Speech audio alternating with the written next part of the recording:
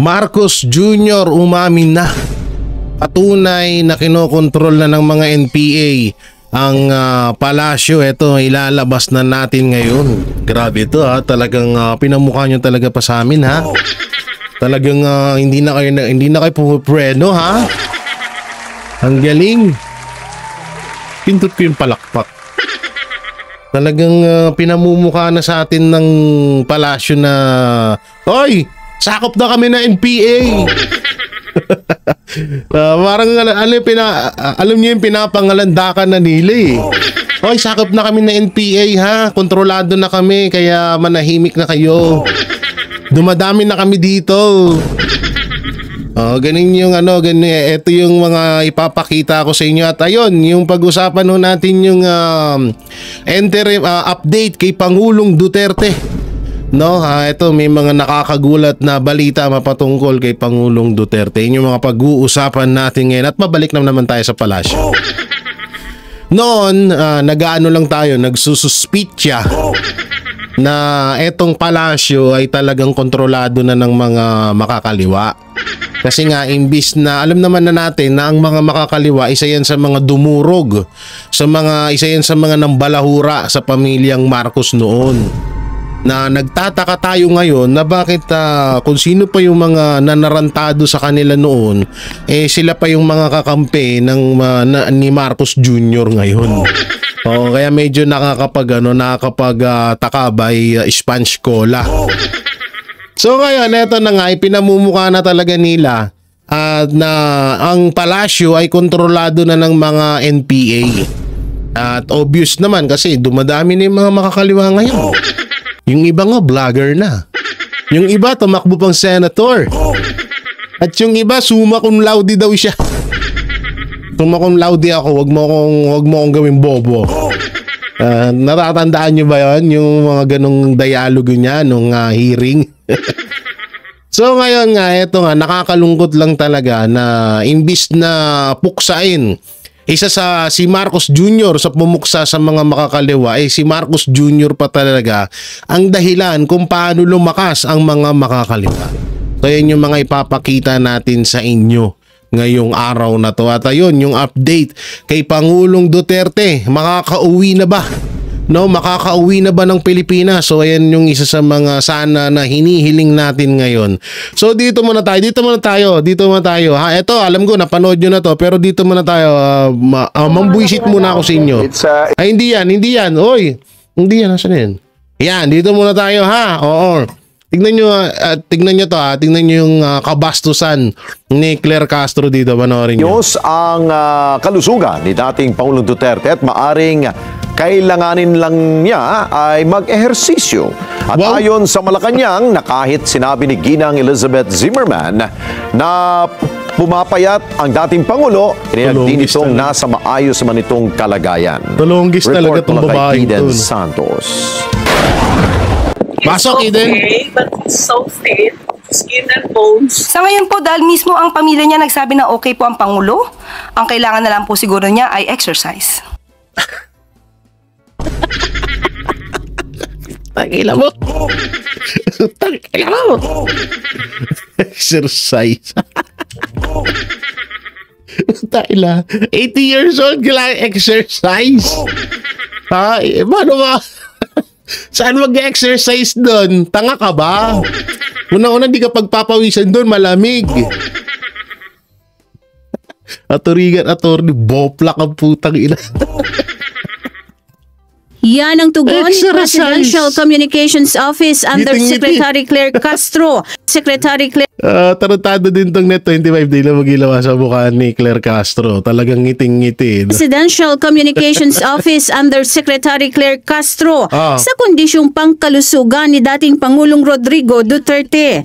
Natanong sa press briefing si Castro kung nakikita ng Malacanang bilang isang dahilan ng pag-aalala ang sitwasyon ni FPRRD. Inihayag kasi ni Ginang Elizabeth Zimmerman na butot balat na ang dating Pangulo. Sa napanood po natin na pagsasalita ni Ma'am Elizabeth Zimmerman, sinabi niya na pumayat, yes, pero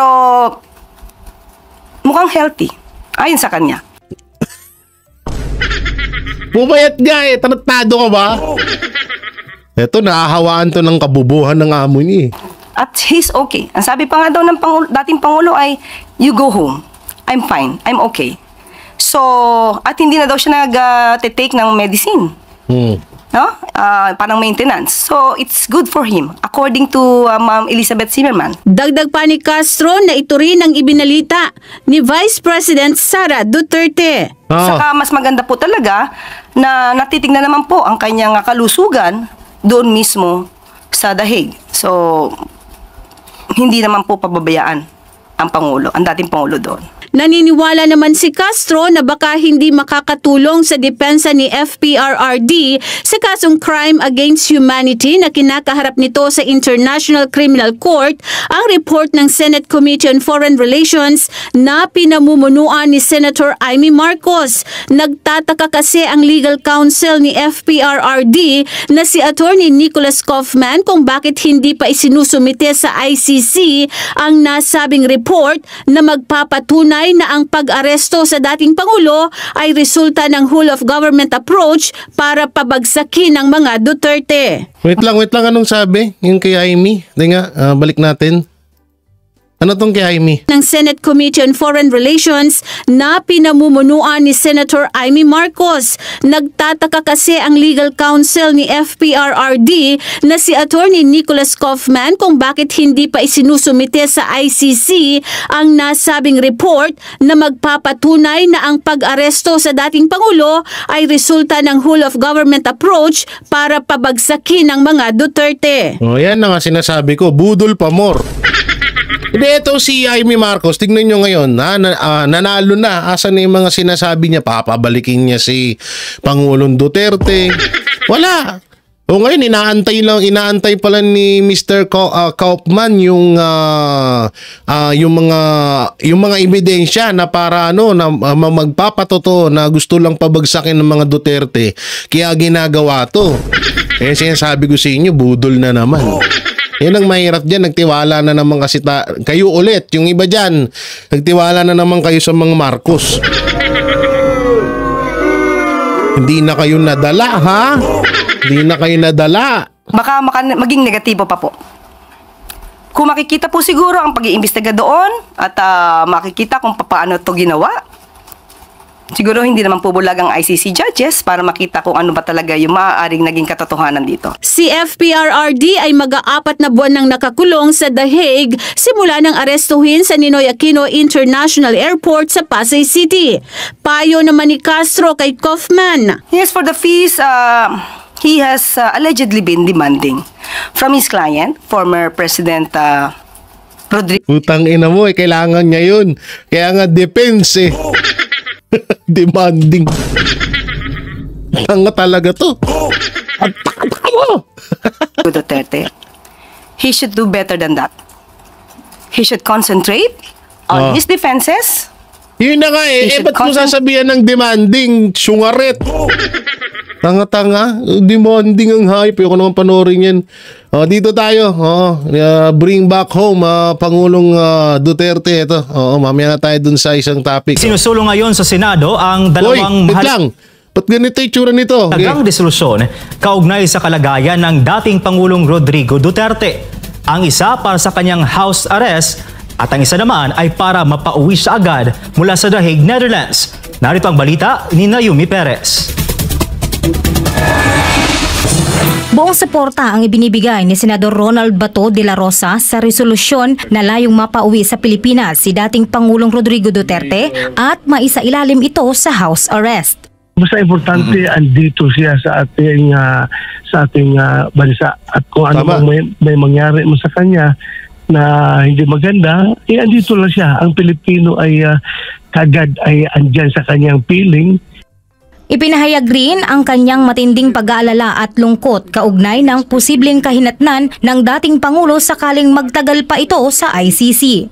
So ito yung nakakabahala at lahat tayo nalulungkot kung mangyari man talaga ito na yung ating dating Pangulo na ibinuhos niya yung kanyang buong buhay sa pagsiservisyo at paghanap ng paraan para mabigyan ng magandang buhay yung bawat Pilipino. Ngayon, hahayaan na lang natin na mamatay doon sa ibang bansa at sa loob pa ng kulungan at hindi makauwi dito. Nakalungkot po. Ang hirap isipin.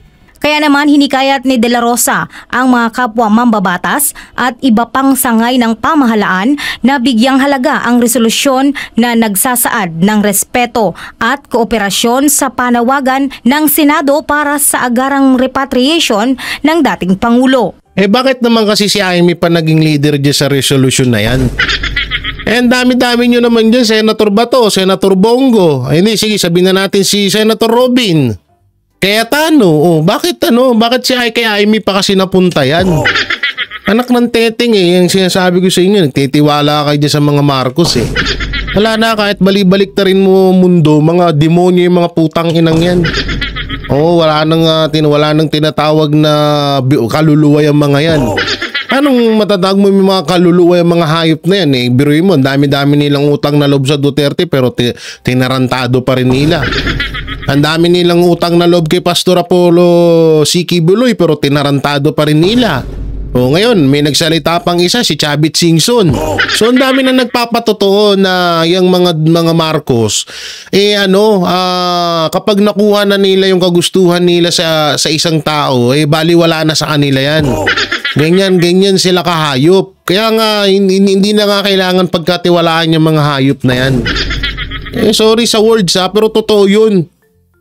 Tangina. Ilahay mo lang ko Sige, wag niyo pagbitawin ng salita na hindi maganda, talagang ma-hurt kayo Pakialam ko papatay ako ni Marcos. Hindi patay, di condolence. Yan lang yun. Tangin lang yan, di ako tatakot sa kanila, hype sila. Pare-pares lang kaming tumatain ng mabaho. Buti sana kung amoy apusinado yung at nila, hindi naman. No, hindi kasi nakakabwisit kasi. Ba't ba kasi kailangan, tingnan mo, yun na lang pala inaantay ni Atty. Kaufman. Hanggang ngayon wala pa rin. Alam nyo, sorry nahihinaan din kasi ako sa mga natirang mga kaalyado rito ni Pangulong Duterte. Naturingan na mga nakaupo sila dyan sa Senado pero halos parang wala naman nangyayari. Walang nagagawa. Kikilos kayo pag patay na si Pangulong Duterte, ganon? Sorry si Senator Bongo, si Senator Bato, naiintindihan natin kasi kakahalal lang nila. Kakapanalo lang nila bilang senador. No, so naiintindihan natin yun. Pero nga sila Senator Robin, kay si Cayetano, okay na kasi talagang pinupursige ni Cayetano. Ito pang dumagdag tong hinayupak na to na si Amy. Isa pa tong hudas tong hayop na to. Bakit nyo pa kasi dyan pinagkatiwala? Tignan nyo ngayon, patagal ng patagal, antayin nyo. Kaya lang kayo kikilos pag patay na si Pangulong Duterte, ganun. Tapos sasabihin nyo, mahal na mahal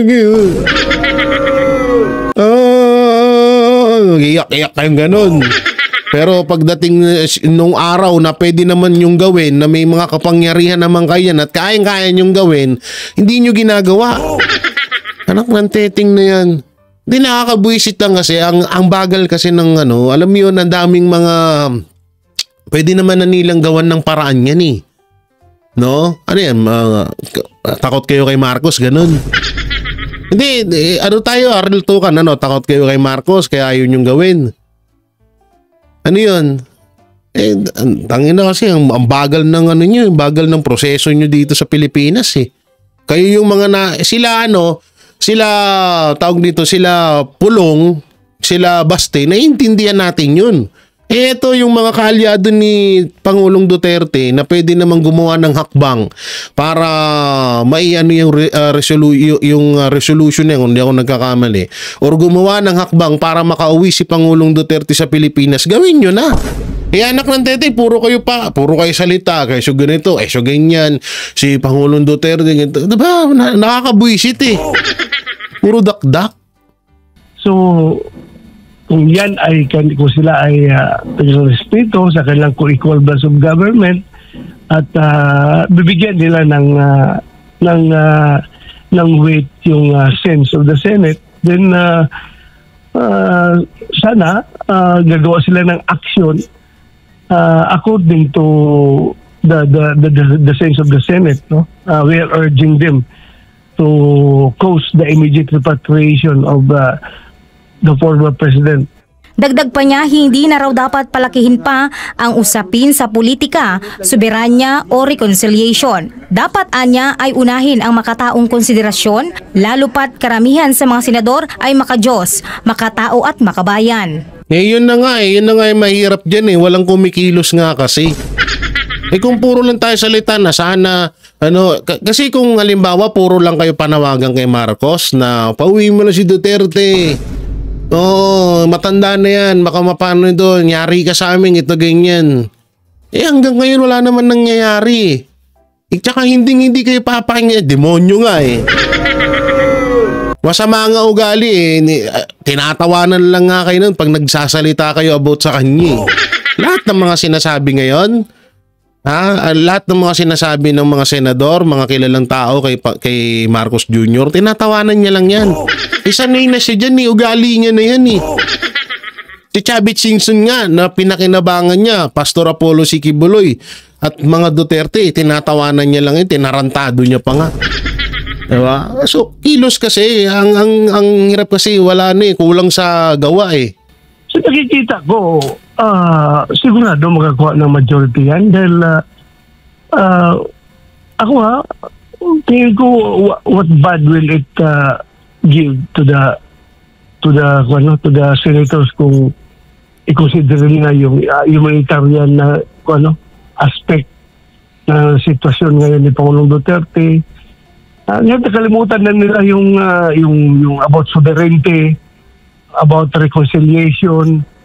Ngayong lumalakas ang panawagan para sa house arrest at repatriation ni dating Pangulong Duterte, inaasahan ng ibang senador na makakakuha ito ng majority support sa Senado. Para sa kanila, ito ay hindi lamang usapin ng politika, kundi paggalang at pagiging makatao. Para sa Diyos at sa Pilipinas. Yan, dapat isulong nyo na yan. Huwag na kayong tagal-tagal. Sa totoo lang, kung nakaupo si Senator Bongo, si Marcoleta, kung pinalad nga lang, kung hindi nga lang dinaya si Pastor Apollo Sikibuloy, baka ngayon pa lang inaasikaso na nila yan. Anak ng teteng, ang tagal wala hindi ko alam.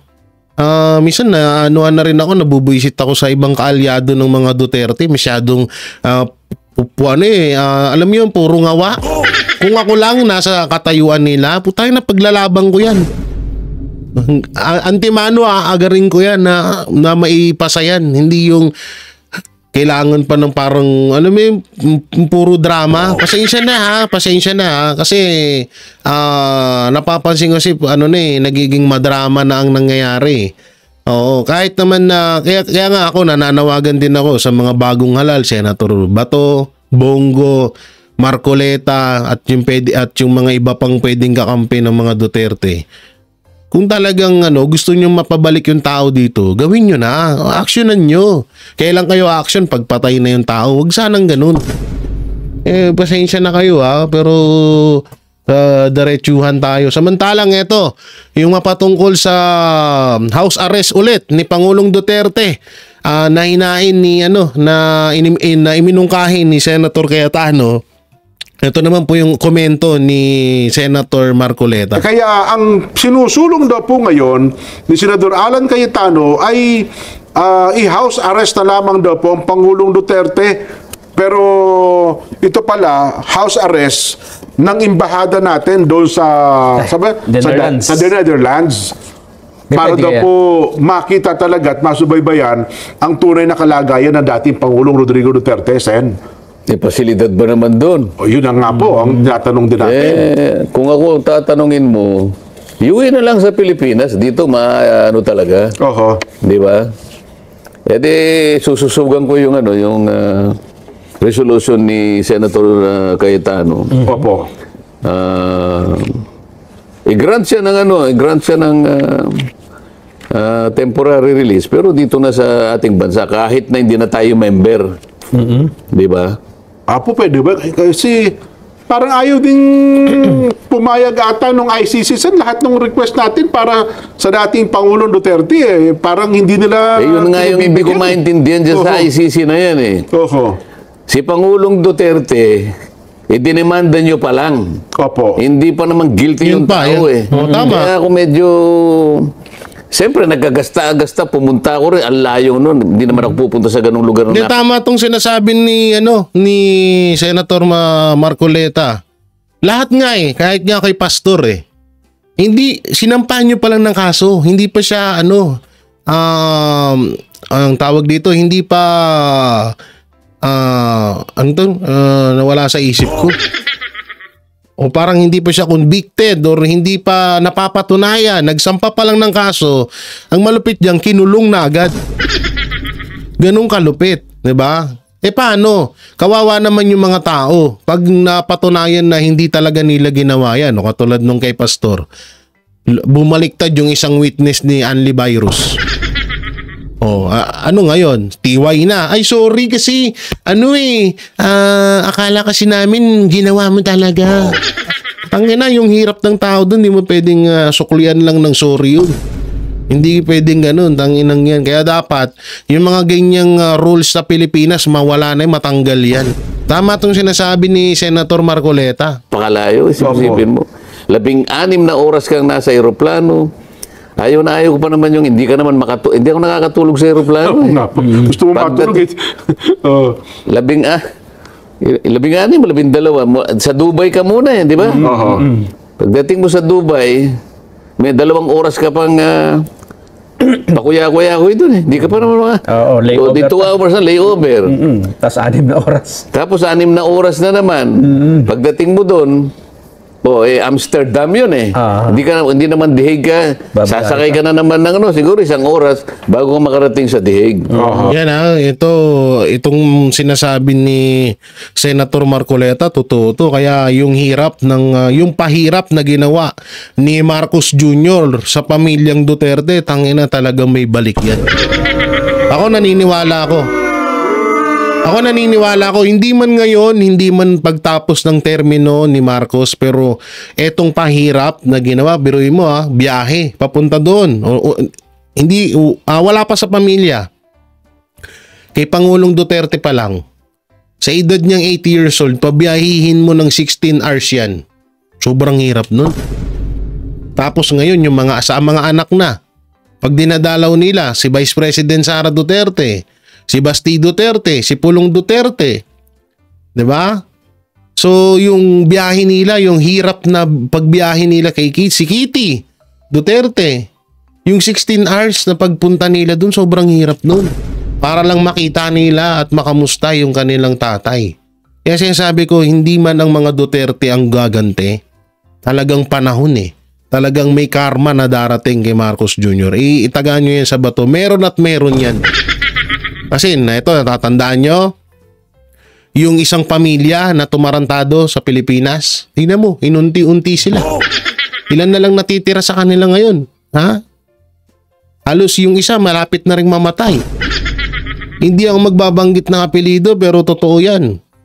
Ang laki ng ginawa nilang katarantaduhan dito sa Pilipinas, yung mga makakaliwa, binuhay din nila. Binigyan nila ng laya. Binigyan nila ng lakas yung mga makakaliwa. Tapos yung pagnanakaw nila sa kaban ng bayan. Grabe din. May mas grabe lang si Marcos ngayon. 'Di ba? So anong naging balik? Sobrang lala nang naging balik sa pamilya nila. Lumipas ang 10 taon, 5 taon, ang tindi ng balik ng karma. Talagang inunti-unti sila. Lahat sila ngayon, paubos na. Ganun, ganun yung mangyayari dyan kay Marcos Jr. balang araw. Isipin mo sakripisyo. Buong akala ko man lang, makita ko man lang sana yung tao. Hindi man lang ako napagbigyan Kaya nga tinatanong ko, ito ba talagang tunay na korte na sinasabi pa naman, International Criminal Court? Ba't naman hindi mo payagan kung sino man yung nakikiusap sa iyo na mabisita man lang? Dito naman sa atin, hindi ganun Opo. Yun nga, alam nyo, Senator Marcoleta, yung mga ganyan na rules. Malamang sa malamang hindi talaga rules ng ICC yan. Rules or parang binilin lang sa ICC yan. So hindi ako magsasalita kung sino nagbilin mo. Malamang sa malamang binilin yan. O eto si ganyan, wag papasukin. Si ganito, wag niyong papasukin yan. O eto si ganyan ha. O eto $1 billion. O wag niyong papasukin yan. Yung mga ayaw namin papasukin, wag niyo, pamilya lang, pamilya. Eh di ba dati muntik pa nga ayaw papasukin si Ma'am Hanilet tsaka si Kitty, di ba? Oh, malamang pera-pera lang din ng nananalaytay diyan sa ICC na yan. So eto naman, eto puro ganun din. Eto naman yung komento ni Attorney Sal Panelo mapatungkol sa house arrest. Eto house arrest kay wait lang. Pakita natin. House arrest kay Duterte, papayagan ba ng ICC? So ito panoorin natin. Magandang umaga po, Attorney Sal. Thank you for accepting our invitation to join us this morning. Napatawag kami dahil nais ka namin hinga ng reaksyon. Isang resolusyon nga po inihain ni Senator Alan Peter Cayetano sa Senado. Nananawagan siya sa pamahalang natin na igit po sa International Criminal Court o sa ICC yung pansamantalang pagpapalaya kay dating Pangulong Rodrigo Duterte. Payagan ito sana na manatili sa ilalim ng house arrest sa Philippine Embassy sa The Hague, Netherlands. And he was citing yung poor state of health of the former president. Nabanggit nga nung kanyang dating may bahay na si Elizabeth Zimmerman na butot balat na daw, no? Talagang malaki daw yung binawas ng timbang ng ating Pangulo. And also because of his advanced age. Hingan ka namin na reaction, Attorney Sal. Well, for one, yung pong resolution na yan, yan yung pangalawa. Ewan ko kung alam nyo na si Robin yata also filed a resolution. Actually, the first resolution filed by Senator Robin was prematurely made. Kaya previous Congress nga pala. Nung 19th Congress. Saka premature kasi nawala silang session, so hindi tinanggap. And I understand, I was sent a copy of the resolution.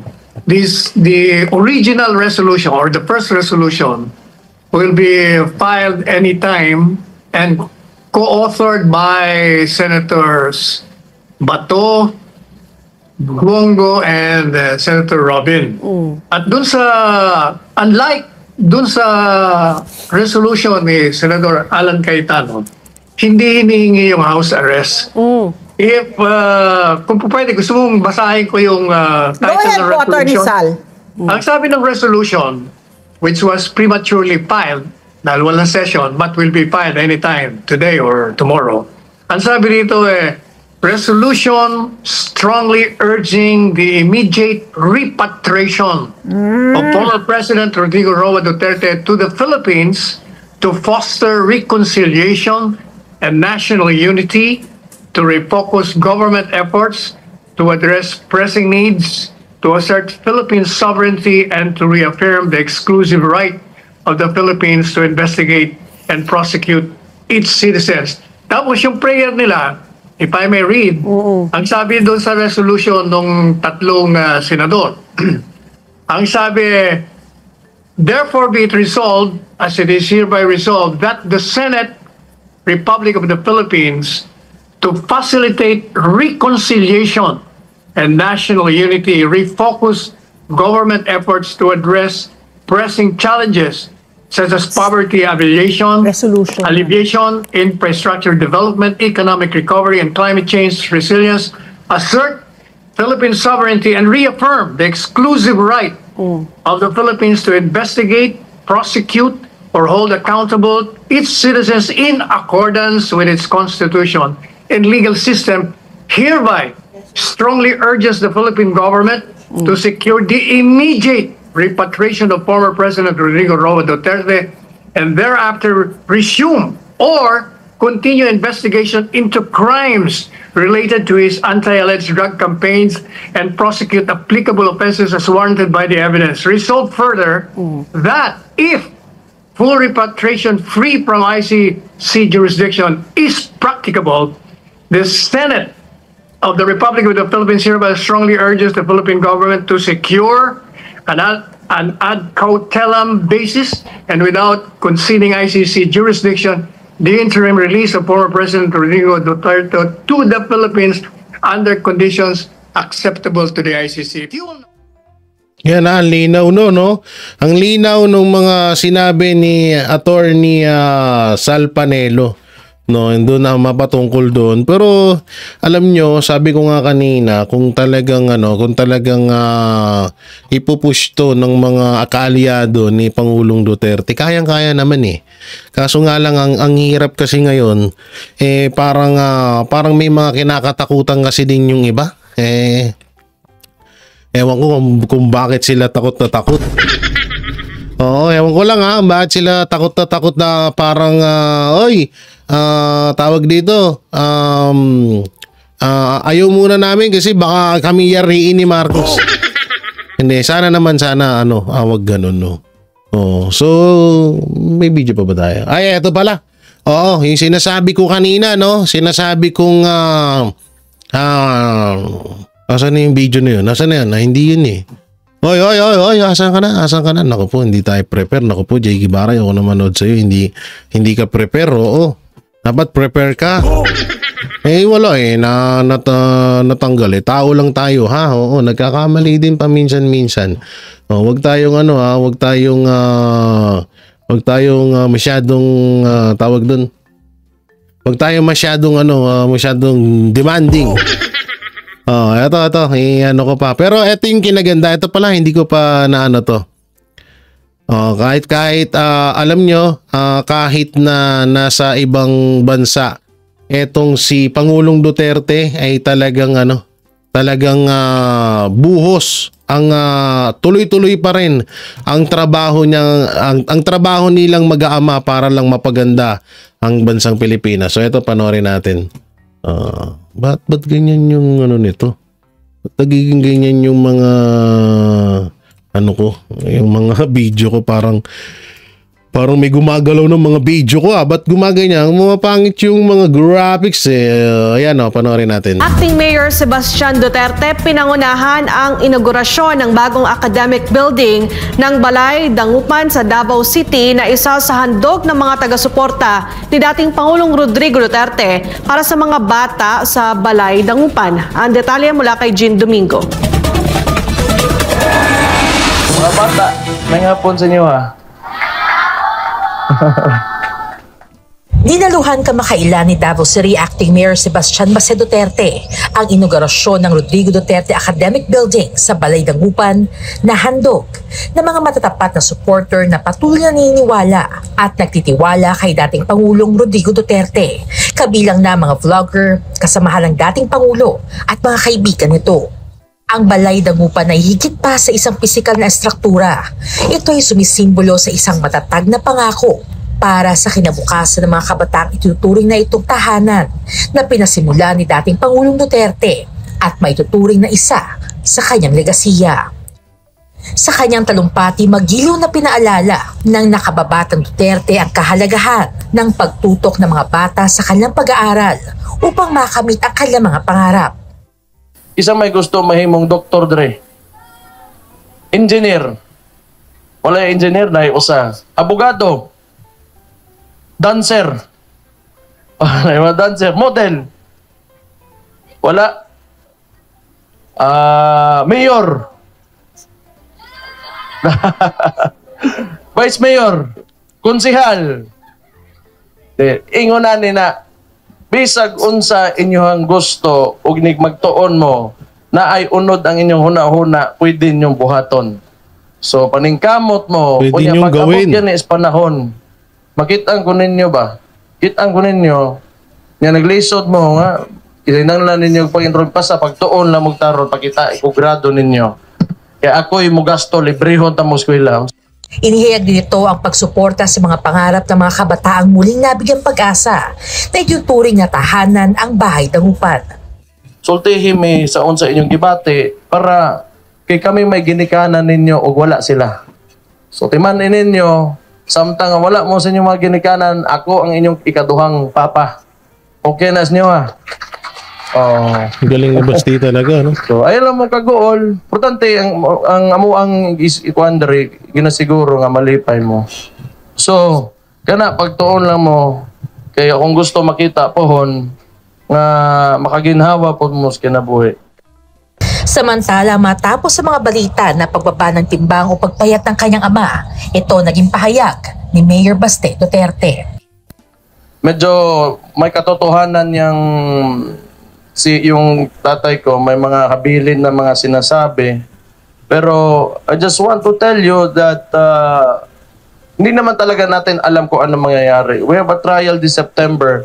Gusto ko para... Bro, alam nyo kung tayo nga, sobra tayo nasasaktan sa mga nangyari kay Pangulong Duterte.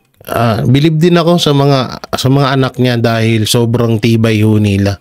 Kasi kung sa akin to, tangina, hindi ko hayaan na ganyanin yung magulang.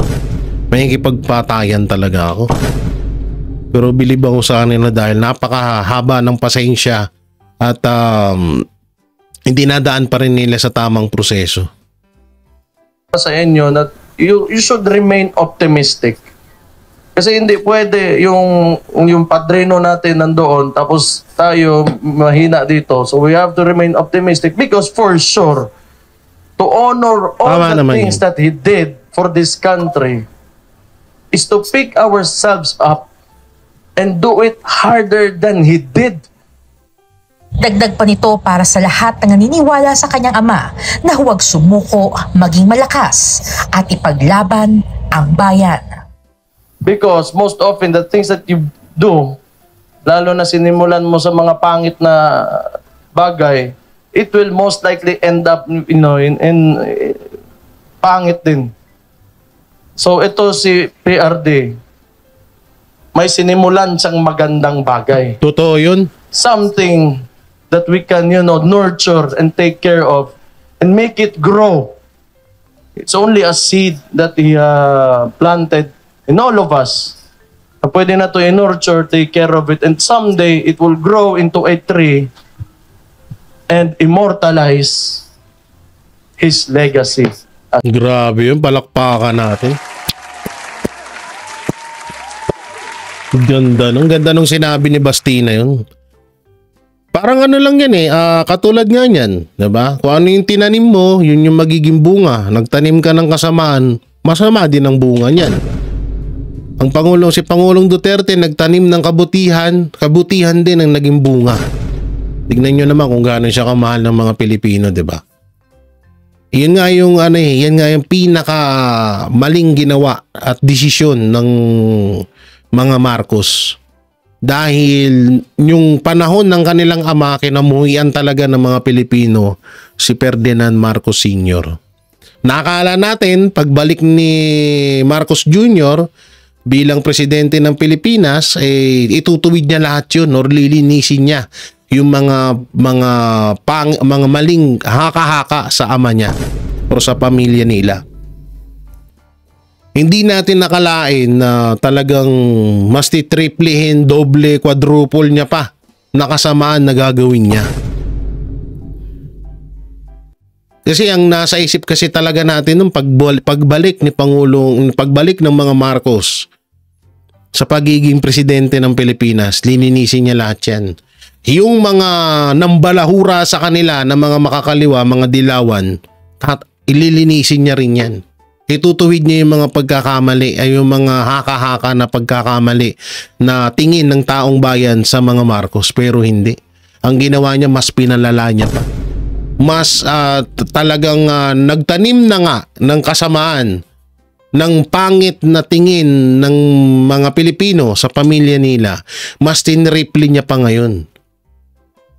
Kaya hindi rin masisisi ng pamilyang Marcos kung bakit mahal na mahal ng mga Pilipino ang mga Duterte, kasi nga nagtanim ng napakagandang history. Hindi makakalimutan to ng mga Pilipino yung ginawang history ni Pangulong Duterte.